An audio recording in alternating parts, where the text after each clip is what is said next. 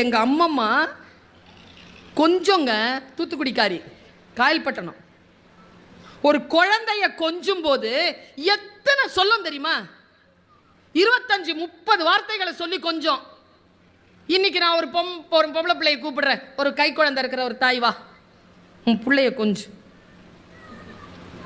4வது சொல்ல புஜ்ஜி அஜின்னு வந்துடும். சொல்லில்ல நம்ம கிட்ட. என் அம்மாமா கொஞ்சுவது, என் கண்ணே, என் உயிரே, என் ஈரல் கொலையே, என் மரகத பெட்டி, என் சந்தனமே, இப்படி சொல்லிக்கிட்டே வருங்க. எத்தனை சொற்களை சொல்லும் தெரியுமா என் அம்மம்மா? சொற்களை சொல்லி குழந்தைகளை வளர்ப்பது மிக நுட்பமான ஆளுமையை குழந்தைகளுக்கு இடத்தில் வளர்க்கும் என்பதற்காக. ஒரு நாள் எனக்கு இப்படி பேசி தொண்டை கட்டிருச்சு. ஒரு வீட்டுக்கு போயிருந்தேன். அந்த வீட்டில் என்னங்க குரல், எனக்கு தான் தொண்டை பிரச்சனை, காது கேட்குது. நான் எப்படி பேசணும் அப்படியே பேசுது அதுவும் மௌனத்திலேயே பேசுது. குழந்தைகள் தான் நம்மிடத்தில் மழலையில் பேசுவார்கள். நாம் குழந்தைகளிடத்தில் தெளிவான சொற்களை பேச வேண்டும். இது குழந்தைகளுடைய வளர்ப்பிலே மிக முக்கியமான கூறு. எப்படிப்பட்ட குழந்தைகளை நாம் தர வேண்டும்?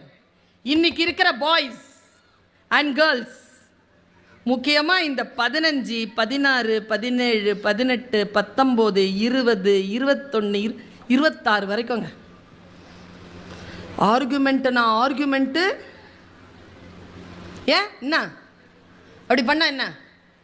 இல்லை அப்படிலாம் பண்ணக்கூடாது, அப்படிலாம் முடியாது, அப்படி தான் பண்ணுவேன். இல்லைம்மா இது இந்த காரணங்களால் இதை பண்ண முடியாது, அதெல்லாம் உன் காலம், நாங்கள்லாம் பண்ண முடியாது. அதற்கான காரணங்களை ஆர்குமெண்ட். இதுலேயும் என்ன, நான் நினைப்பது சரி என்று சொல்லக்கூடிய ஆர்குமெண்ட் பாருங்க. நான் ஒரு போதி மர சிந்தனை சொல்லவா? வாழ்க்கையில் வளர வேண்டும் என்றால் நான் எப்பவுமே சொல்லுவேன், அன்பாக இருப்பது புத்திசாலித்தனம். ரொம்ப நுட்பம் சொல்லவா? எந்த ஒரு தாய் தகப்பன் கையிலே எடையை தூக்கி கொண்டு வருகின்ற பொழுது அந்த சுமையை தன் கைக்கு குழந்தை மாற்றிக்கொள்கிறதோ அந்த குழந்தை பெற்றோர்களை முதிர பார்த்துக் கொள்ளும். எந்த பெற்றோர் தன் குழந்தைகள் எதையும் சுமந்து விடக்கூடாதுன்னு போய் பொட்டி தூக்குறீங்களோ, நீங்க சாவர வரைக்கும் அதுங்களை நீங்க தான் பார்த்துக்கணும். அது திரும்பி கூட பார்க்காது.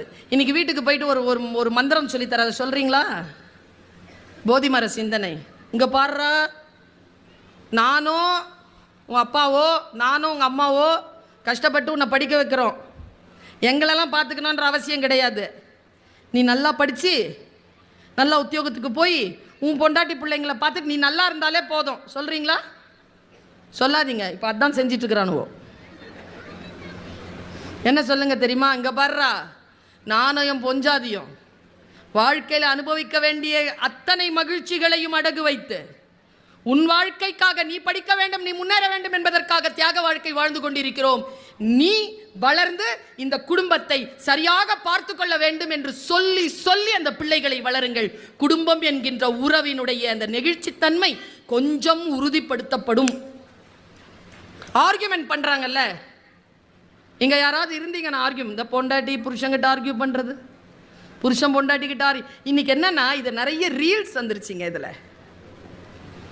அதில் பார்க்குறாங்களா, அதான் வாழ்க்கைன்னு நினைக்கிறாங்க.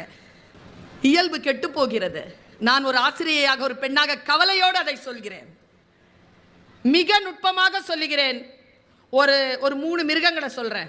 இந்த 3 பேரில் நீங்கள் யாராவது இருக்கிறீங்களான்னு பாருங்கள். நான் அதில் இருக்கிறேன். ஒரு கழுதைங்க வயிறு நிறைய புல் சாப்பிட்டுருச்சு. ஆர்கியூமெண்ட் பண்ணக்கூடாதுன்னு சொன்னதுக்காக, சரியா? இந்த பசங்களுக்கு தான் அப்படிம்பானுங்க. ஜெஸ்டருக்கே பாடி ஜெஸ்டர். 25 வருஷமாக அந்த வயசு பிள்ளைகளுக்கு தான் பாடம் நடத்துகிறேன். 25 வருஷமாக அந்த சைக்காலஜியை பார்த்துக்கிட்டே வரேன். எங்கே தட்டினா சரியாக வந்துட்டிங்கன்னா எங்கே போய் உயரங்களை தொட்டு விடலாம் என்கின்ற ரகசியம் தெரியும் எனக்கு, சொல்லி தருகிறேன். வயிறு நிறைய புல் சாப்பிட்டுட்டு ஒரு கழுதை கம்பீரமாக நடந்து காட்டுக்குள்ளே வந்துச்சு. காட்டில் ஒரு புலி உட்காந்துட்டு இருந்தது. அது காலையிலேருந்து ஒன்றும் சாப்பிடலை. கழுதைக்கு வயிறு நிறைஞ்சிருச்சுன்னா திமிரு வந்துடும்.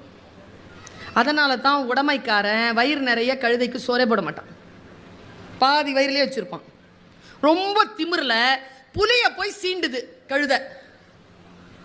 நான் இன்னைக்கு ஃபுல் மீல்ஸ் ஃபுல்லாக சாப்பிட்டேன். புலி சொல்லிச்சான், நான் இன்னும் ஒன்றும் சாப்பிடலை. நீ தான் புல்லு சாப்பிட மாட்டிய. புல்லு சாப்பிட மாட்டேன், புல்லு சாப்பிட்றவங்கள சாப்பிடும். இதுக்கு கோவம் வந்துருச்சுங்க கழுதைக்கு. உங்கள் எல்லோரிடத்திலும் கேட்கிறேன், நம்மிடத்தில் ஏதேனும் கழுதைகள் இருந்தால் அவர்களோடு கோபப்பட்டு விடாதீர்கள். என்ன நடக்குங்கிறத பாருங்க. இப்போ அது கழுதைக்கு கோவம் வந்துருச்சா, புலியை ஒரு கை பார்க்கணுன்ற திட்டத்தோடு சொல்லுது, ஓய் நான் சாப்பிட்ட புல்லு கலர் சொல்லு. ஏய் நான் புல்லு சாப்பிட மாட்டேன், கலர் தெரியாதா சொல்ல. பச்சை, சீ நான் பிறந்ததுலேருந்து சாப்பிட்றேன் ப்ளூ.